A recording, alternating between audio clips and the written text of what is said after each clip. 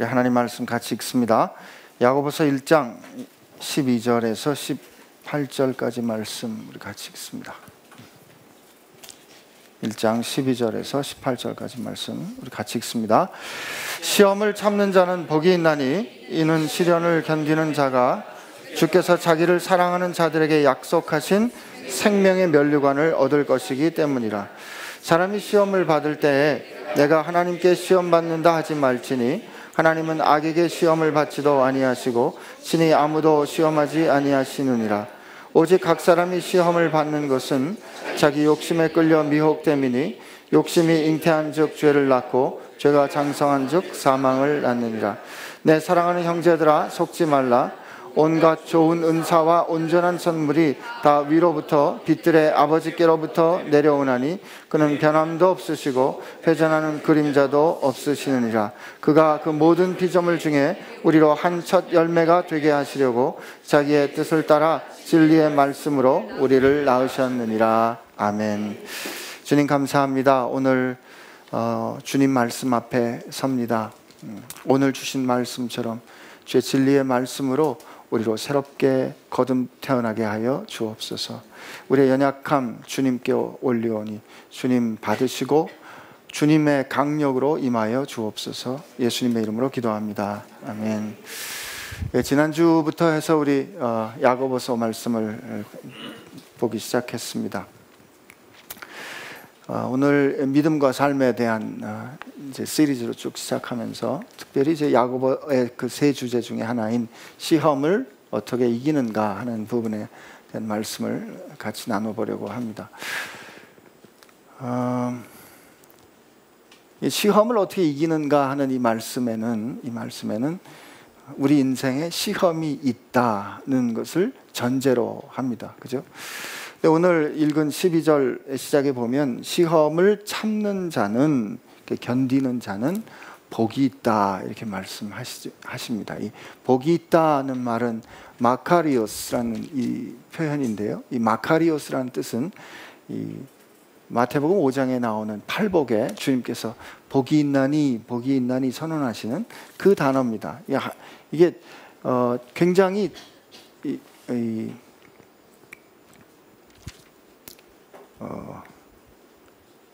뭐라 그러지? 최고 등급의 평가예요. 하나님께서 우리를 보고 평가해 주시는데 야, 참 네가 복되다 이거예요.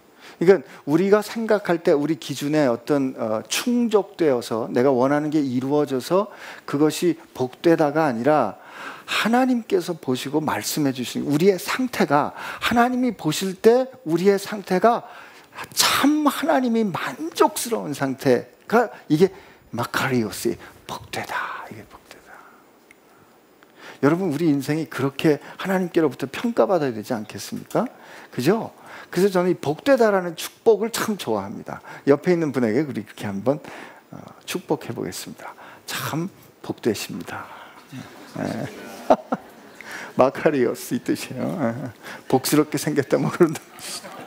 하나님 보시기에 왜 하나님이 그 지으신 만물을 보시고 하나님 보시기에 참 좋았다. 이게 하나님이 참 복되다. 복되다.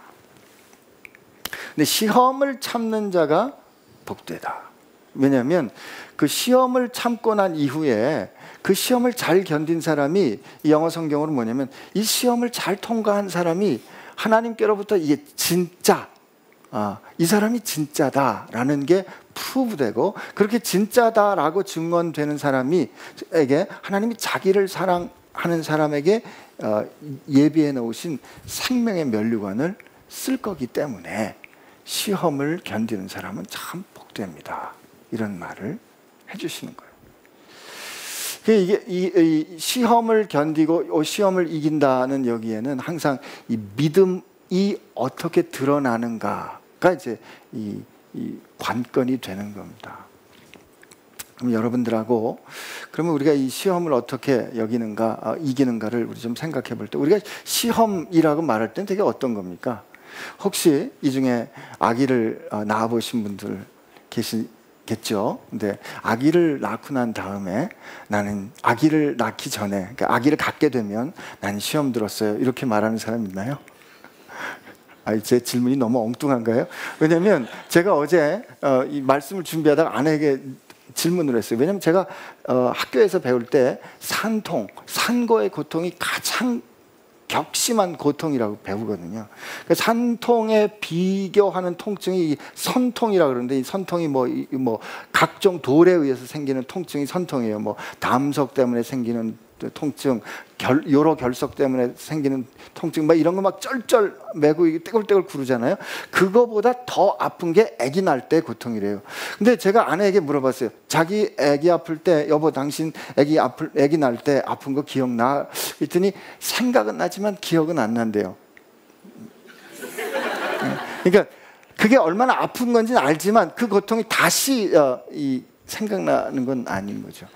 그러고 보면 이제 저희 집은 이거 제 얘기를 오늘 또 많이 하게 되는데, 하여튼 입덧이 너무너무 심했어요. 입덧이 너무너무 심해가지고 제가 또 아내가 입덧을 하니까 이제 친정으로 보냈거든요. 친정으로 보내놓고 나니까 이제 보고 싶을 거 아닙니까? 그래가지고 이제 아내를 보러 갔는데, 저희 처가가 그 당시에는 굉장히 집이 커가지고요. 이 안방의 길이가 여기서부터 한 여기쯤 됐나 봐요. 근데 아내는 저 끝에 누워 있고 제가 저 끝에 누워서 자는 거예요. 깨끗하게 씻고. 근데 밤에 잘 때 아내가 저를 부릅니다. 여보, 좀 저쪽으로 돌아 누워. 저는 여기 누웠고 아내는 여기 누웠는데, 그러면서 하는 말이, 당신에게 냄새 난대요. 제가 보고 싶어서 갔는데 당신에게서 냄새 난대요. 입덧이 얼마나 심했는지 하나님께서 코를 열어주셔가지고 별 냄새를 다 맡는 거예요. 그러니까 그 고통, 여기 입덧 심하게 겪어본 분들 알잖아요. 그 고통을 겪고 아이를 가지고, 아기가 몸에 배에 있으면 얼마나 힘들어요. 그리고 이 진통을 겪어가지고 아기를 낳아야 되는데, 그렇게 아기를 가진 사람이 그 고통을 겪어가면서도 뭐라고 말하지 않는다? 나는 시험 들었다 말하지 않는 거죠. 그죠? 여러분 누구도 아기를 낳기 전에 하나님 난 시험 들었어요. 왜 그러세요? 이러지 않잖아요. 왜 그래요? 정해진 날짜가 있고 그 끝에 열매가 어떻게 될지 분명히 알기 때문에 그렇죠.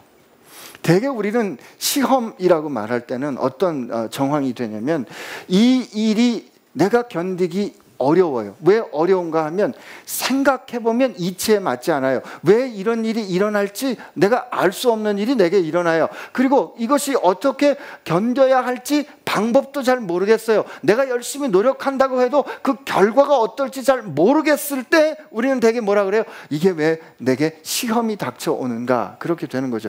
그렇게 시험이 닥쳐오는가 할 때 우리는 되게 하나님을 믿지 않는 사람, 하나님이 없다고 생각하는 사람, 그냥 인생은 왜 이런 일이 일어나는가, 불행하거나 절망하거나 그렇게 끝날지 모르겠어요. 아니 인생이 원래 다 그러니까 그냥 그렇게 사는 거지, 그렇게 할지 모르지만, 하나님을 믿는 우리들은, 하나님은 인생을 사랑하시고 하나님은 인생을 선하게 인도하신다고 믿는 우리들은, 그렇게 시험당하는 상황이 될 때 어떤 질문을 하게 된다? 하나님이 왜 이러시나? 그죠?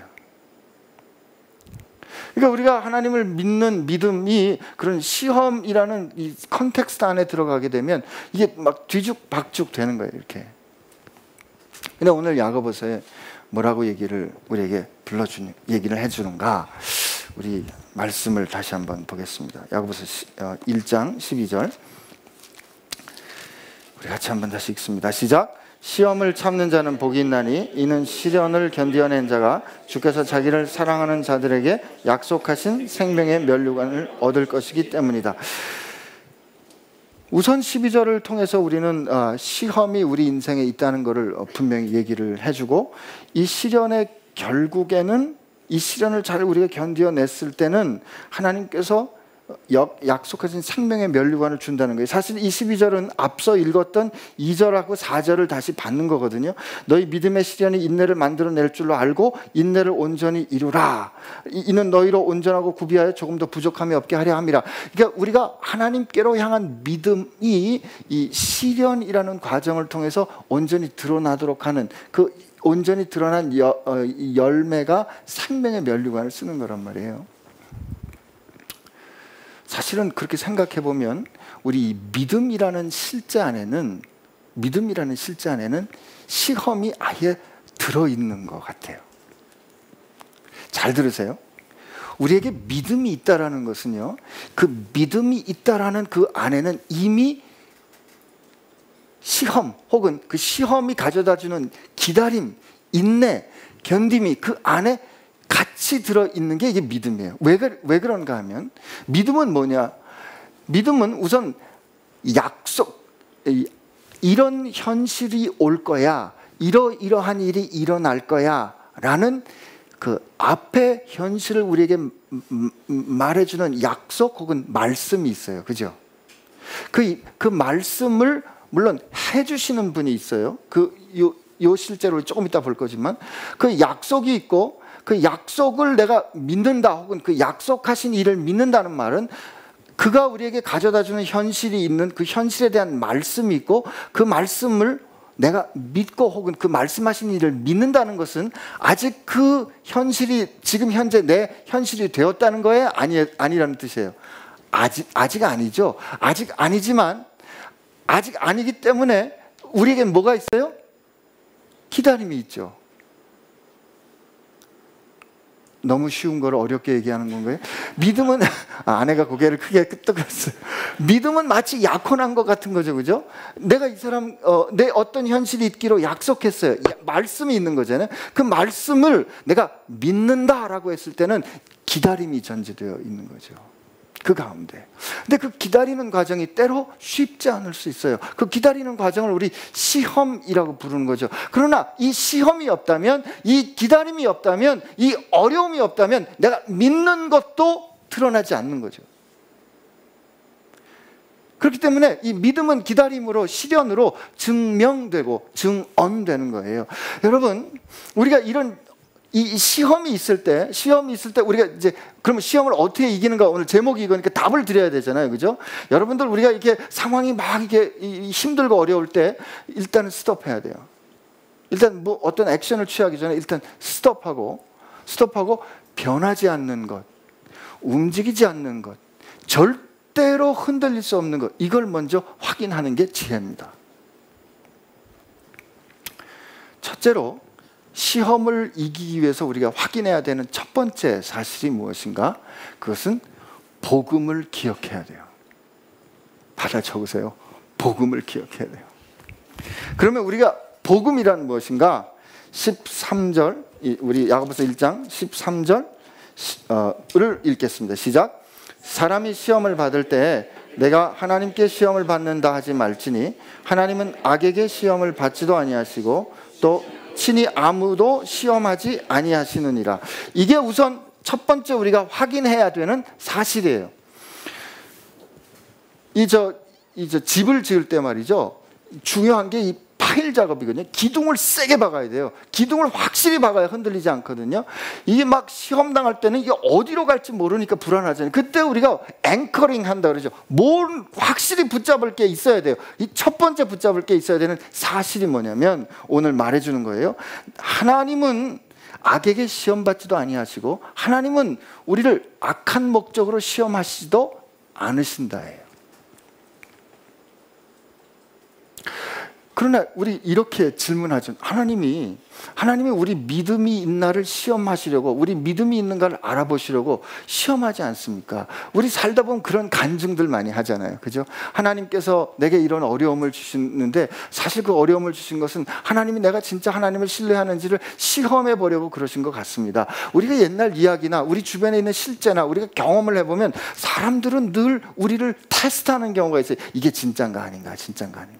그리고 그 테스트를 통과했을 때 이 사람이 진짜 믿는구나를 점검하는 거예요. 그러나 하나님은 말이죠, 하나님이, 여러분 기억해 보세요. 하나님이 우리를 아시죠?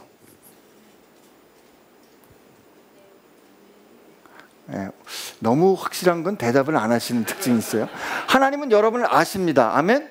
하나님은 우리를 다 아세요.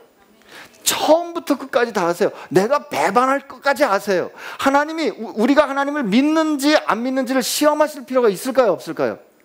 없어요. 왜? 하나님은 아시기 때문이에요. 아시는 하나님이 그러면 왜 시험하시겠어요? 근데 이렇게 되면 여러분 중에 정직한 사람은 제게 손 들고 질문해야 돼요.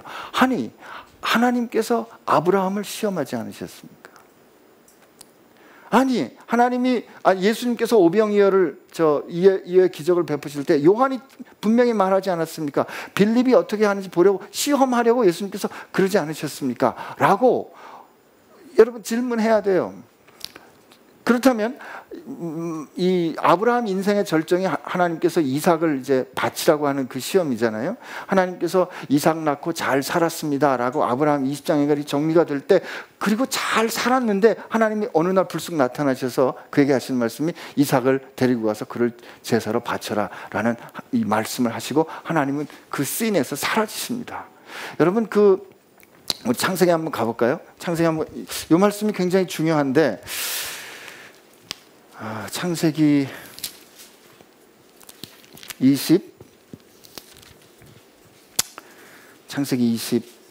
22장인데요. 창세기 21장이 사실 아브라함 스토리가 해피엔딩으로 잘 끝나는 것 같아요. 왜냐하면 창세기 21장을 보면 33절에 아브라함은 부엘세바에서 에셀나무를 심고 거기서 영원하신 여호와의 이름을 불렀으며 그가 블레셋 사람의 땅에서 여러 날을 지냈더라. 이게 뭐 잘 살았더라, 행복하게 잘 살았더라, 이렇게 하고 끝난 거예요. 아브라함이 이제 약속하신 이삭을 받고 잘 살았더라 하면 좋은데, 그 다음에 이 일 후에 하나님이 아브라함을 시험하시려고 그를 부르시되 아브라함아 하시니 그가 이르되 내가 여기 있나이다. 여호와께서 이르시되 내 아들 내 사랑하는 독자 이삭을 데리고 모리아 땅으로 가서 내가 내게 일러준 한 산에서 거기서 그를 번제로 드리라 라고 하나님께서, 이게 말이 안 되는 요구를 하시고 하나님은 사라지세요. 근데 요 아브라함 22장의 이야기를 쭉 읽어보면 말이죠, 아브라함은 한마디도 안 합니다. 하나님에게 한마디도 안 해요. 하나님 어쩌면 이럴 수가 있어요 라고 안 해요. 그리고 바로 행동합니다. 이삭을 데리고 모리아산으로 가는 거죠. 근데 그 이야기가 쭉 지나고 아브라함이 어떻게 하나님께 순종하냐면, 그냥 이제 이삭이 보찜 지고 가는 거 보니까 보찜을 지고 갈 정도로 이삭이 많이 자랐어요. 아브라함이 100세에 자랐으니까 100세에 이삭을 낳았으니까 보찜을 지고 간다, 한 티네이저 정도 된다고 치면 한 15살쯤 되잖아요. 그럼 75세에 하나님 만났으니까 25년 15년 하면 한 40년을 이제 아브라함이 하나님과 함께 동행한 거예요. 그렇게 순종하고 이삭이 올라갔는데 글쎄 아버지가 이삭을 꽁꽁 묶고, 그거 보면 이삭도 순종하는 거죠. 꽁꽁 묶고 칼로 그냥 치려 그러니까 하나님이 얼마나 급했으면 아브라함아 두 번이나 부르세요. 급한 거죠. 야야 됐다. 그리고 하나님이 뭐라고 말씀하시냐면, 우리 한번 읽어볼까요? 11절 여호와의 사자가 하늘에서부터 그를 불러 이르시되 아브라함아 하시는지라. 아브라함이 이르시되 내가 여기 있나이다 하며 사자가 이르시되 그 아이에게 내 손을 대지 말라, 그에게 아무 일도 하지 말라. 내가 내 아들 내 독자까지도 내게 아끼지 아니하였으니, 이 보세요, 내가 이제야 내가 하나님 경외하는 줄 아노라. 여기 보면 질문해야 돼요. 그러면 하나님이 아브라함이 이삭을 칼로 내리치려고 하기 전까지 아브라함이 진짜 하나님을 신뢰할지 하나님이 모르셨을까 하는 거죠. 자, 한번 물어보겠습니다. 하나님 모르셨다, 손 들어보세요. 그러면 하나님 아셨다.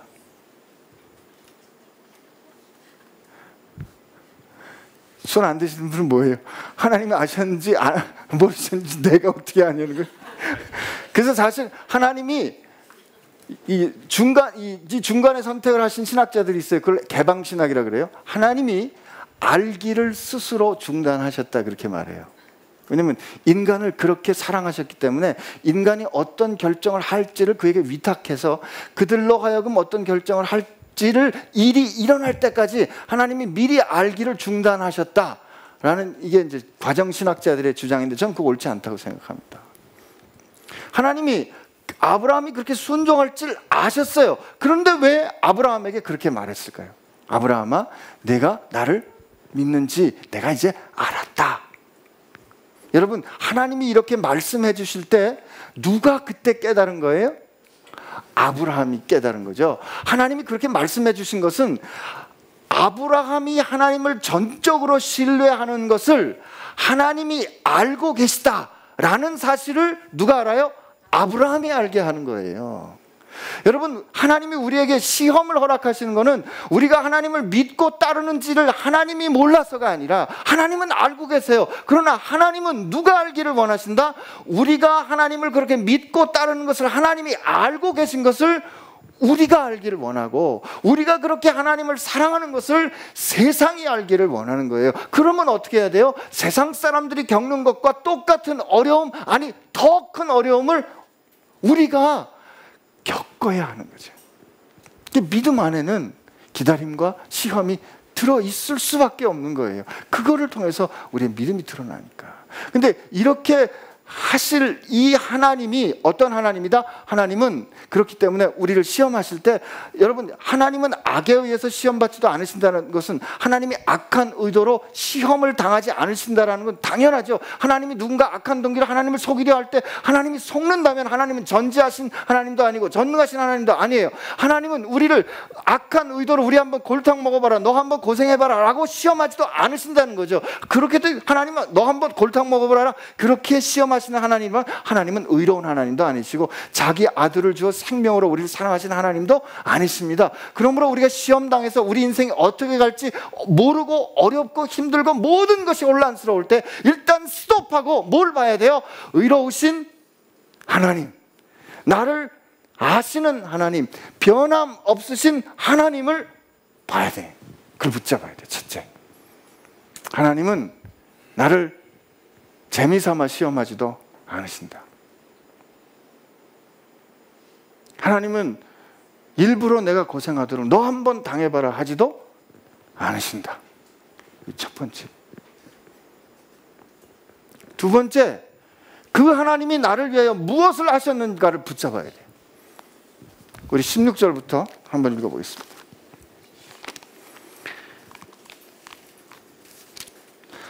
제가 오늘 자꾸 이 성경을 덮어가지고, 야고보서 1장 16절부터 18절까지 시작. 내 사랑하는 형제들아, 속지 마라.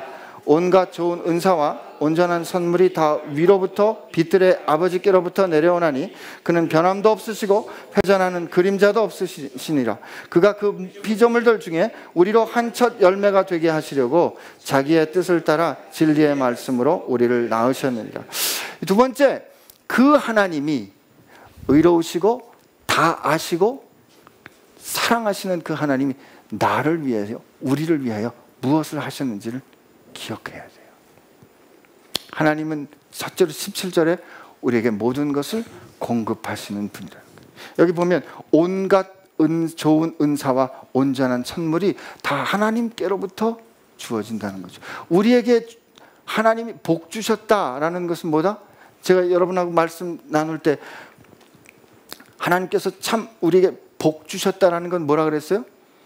창세기 1장에 나오는 하나님께서 우리를 위해 천지를 지으시고, 그죠? 하나님이 우리를 지으실 때 말이에요. 하나님 우리를 지으실 때 이 17절에 그 빛들의 아버지께로부터라는 말이 하나님이 창조하셨다라는 것을 우리로 기억하게 하는 거예요.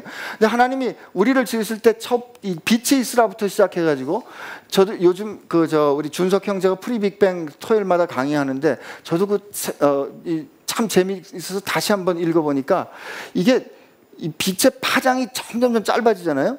그러면 이 질량이 무한대로 커진대요. 그러니까 이게 사람들이 과학적으로 증명하고 생각해낸 과학적인 사실이에요. 그러니까 최초에 아무것도 없을 수가 있는 거예요. 근데 하나님이 빛이 있으라 할 때 그 빛 가운데는 그 모든 것을 다 포함할 수 있는 거예요.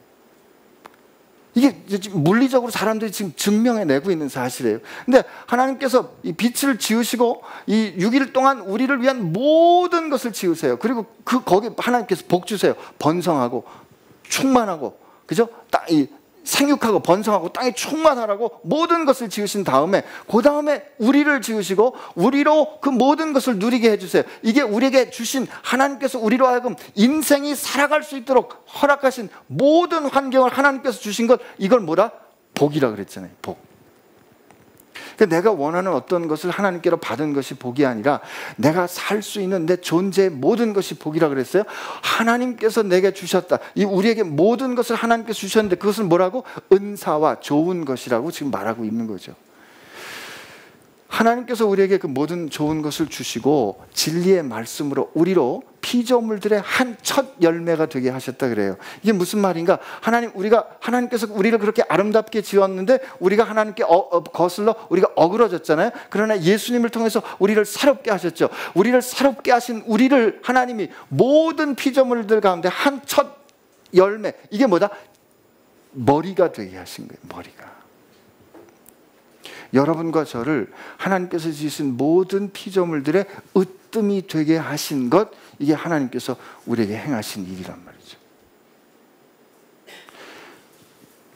변함없으신 하나님이 내게 모든 것을 공급하실 때 그 공급하시고 나를 새롭게 진리의 말씀으로 빚으시는 목적이 모든 만물 가운데 내가 으뜸되게 하신다.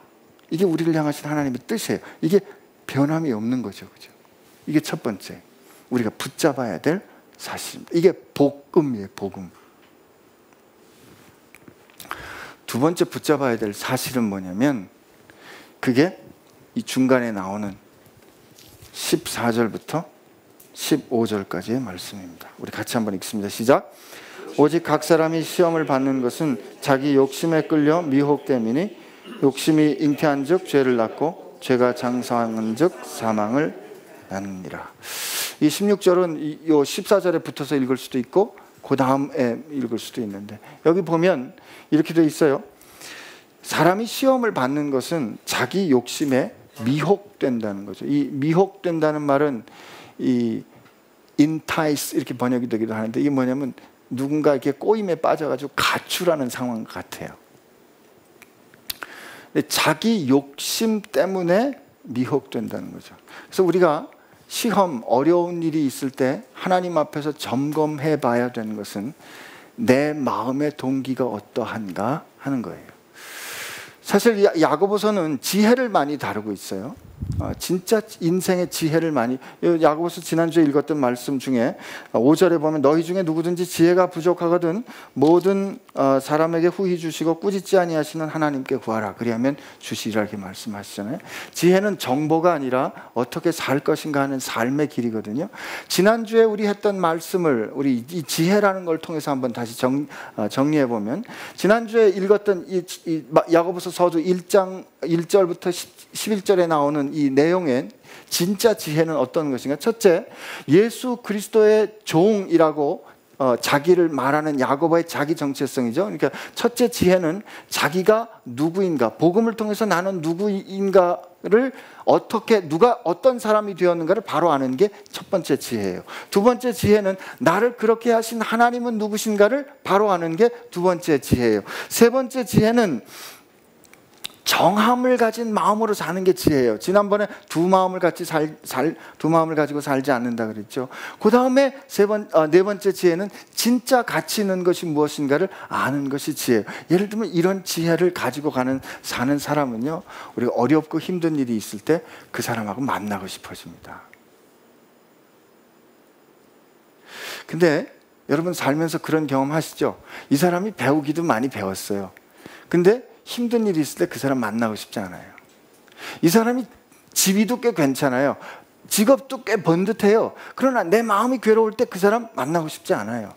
이 사람이 교회도 열심히 다녀요. 프로그램도 열심히 해요. 심지어 기도도 열심히 하는 것 같아요. 그러나 내 마음이 곤고하고 내가 진짜 힘들 때 그 사람 만나고 싶지 않아요. 그런 일이 있으시죠? 없기를 바랍니다. 왜 그럴까? 지혜가 없는 게 지혜가. 그분에게. 그때 지혜는 무엇일까? 오늘 보면 나오는 거죠. 욕심이 해결되지 않은 거죠. 사실 우리는 기도할 때 저는 이 기도의 목적이 이거라고 생각합니다. 첫 번째 기도의 목적은요, 여러분 진짜 인생의 심각한 문제를 놓고 기도 하나님 앞에 해보셨죠? 대답 안 하기로 작정하셨어요? 왜 대답 안 하세요? 제가 오늘 자주 손 들어보라 그랬더니, 자, 그러면 또 한번 손 들어볼까요? 자, 여러분 인생에 중요한 문제가 있을 때 하나님께 기도해 보셨죠?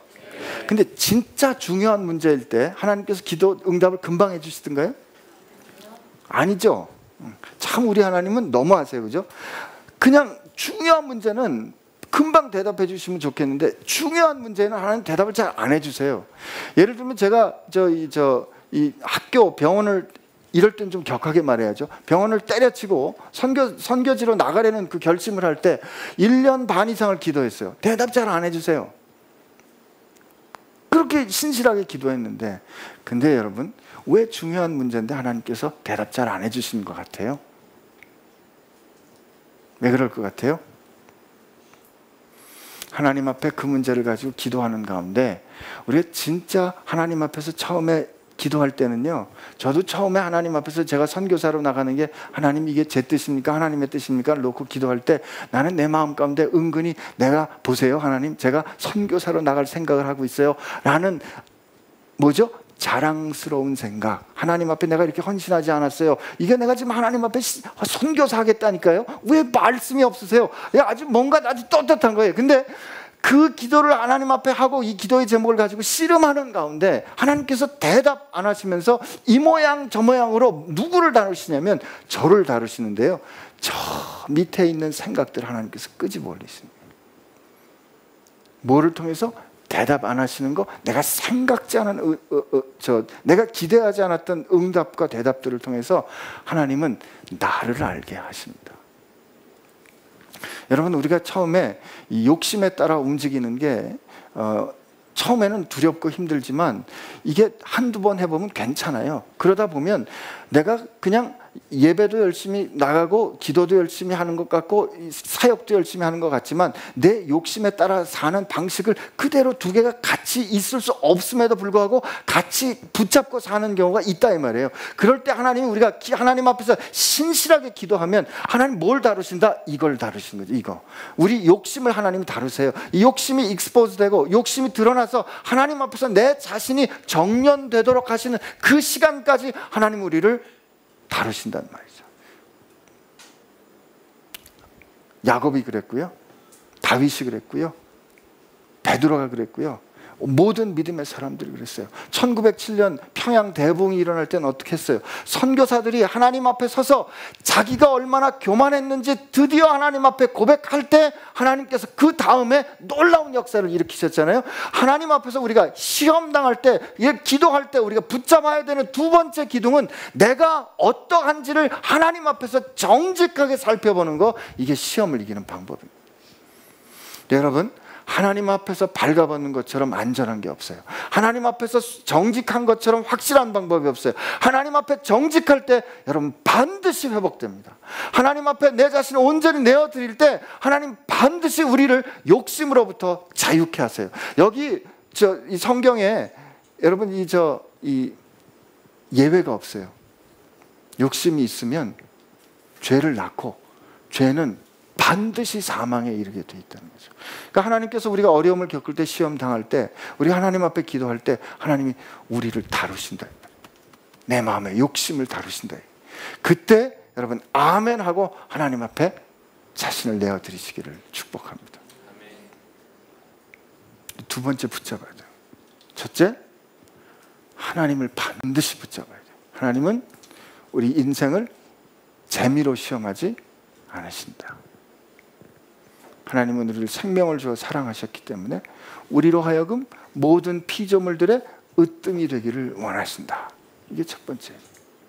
그 두 번째, 그럼 하나님 내가 지금 하나님 보시기에 원치 않는 내 혹시 욕심은 있습니까? 라고 하나님 앞에 나를 내어드리시기를 바랍니다. 그럴 때 우리가 시험 이길 수 있다고 믿습니다. 여러분들 표정을 보니까 대단한 방법을 기대했는데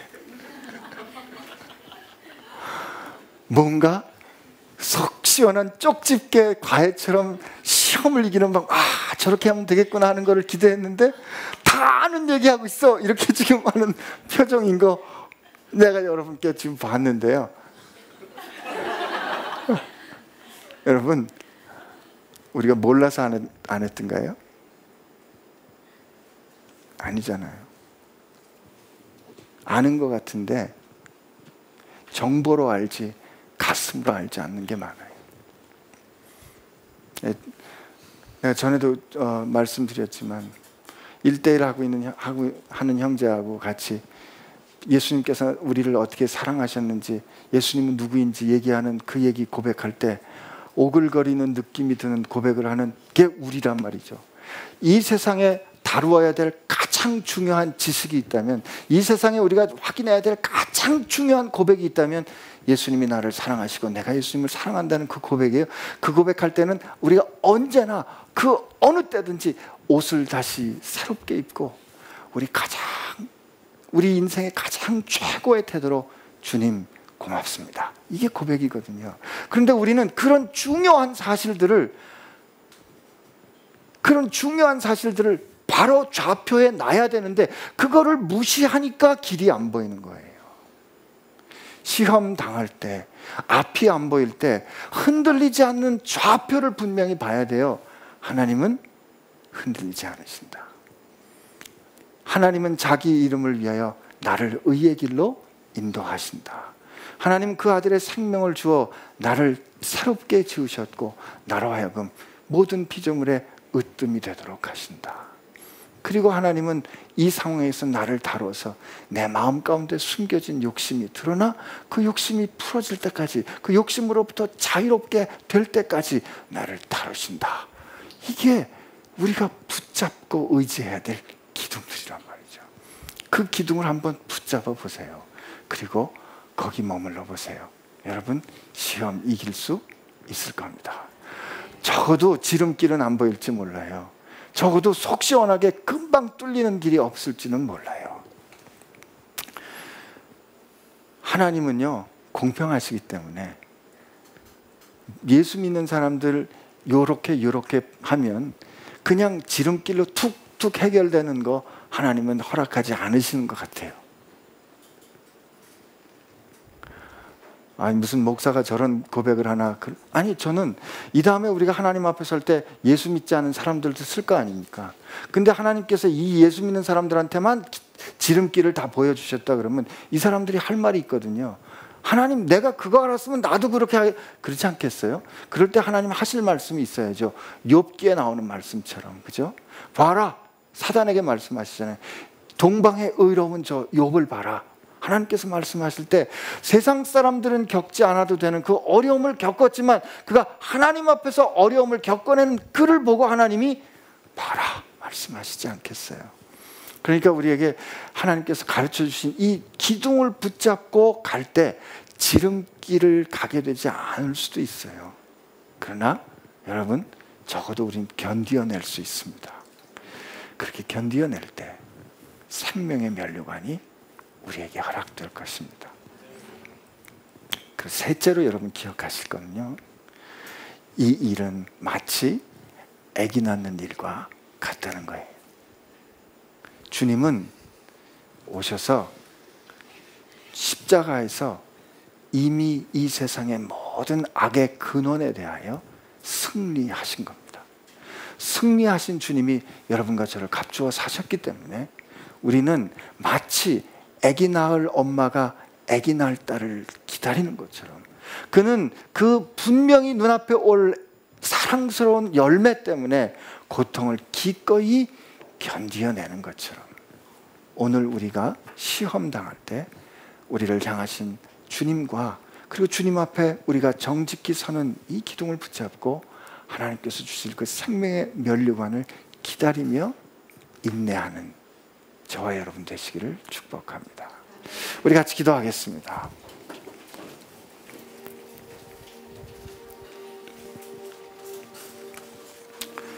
혹시 우리 중에 답답한 심정과 하나님, 제가 참 지금 어렵습니다 하는 생각으로 시험 든 것 같아요, 시험 들었습니다, 시험 겪고 있습니다 라고 생각하는 분들 계십니까? 오늘 하나님 앞에 이렇게 고백하시기를 바랍니다. 하나님은 변함이 없으시고 나를 완전히 아시고 악한 일에 시험 당하지도 않으시고 내 인생을 재미삼아 희롱거리로 시험하시지도 않으신 것 제가 믿습니다. 하나님께서 제일 기뻐하시는 피조물 중에 으뜸이 되는 인생으로 이끌어 주실 줄로 믿습니다. 그렇다면 하나님, 이 시험 겪어가는 동안에 내가 정금같이 되도록 나를 다루어 주옵소서. 이렇게 하나님 앞에 기도하기를 원합니다. 같이 기도합시다. 하나님, 그렇습니다.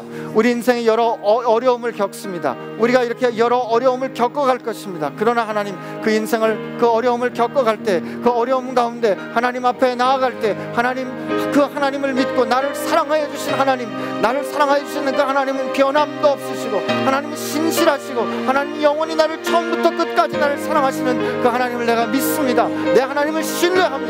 그러므로 하나님께서 나를, 내 인생을 들어 하나님의 영광의 노래를 삼으시고 하나님의 영광을 드러내는 인생으로 이끌어 가실 것 내가 믿습니다. 그러므로 하나님께서 이 어려움을 통하여, 이 시험을 통하여 나를 바꾸기 원하신다면 하나님 바꾸어 주옵소서. 하나님의 사람답게 내가 정금 같게 하여 주옵시고, 내 욕심을 드러나게 하여 주옵시고, 욕심이 하나님 앞에 깨어지게 하여 주옵시고, 하나님 참으로 순전한 사람으로, 거룩한 사람으로 아버지 앞에 새로워질 수 있도록 붙잡아 주시옵소서.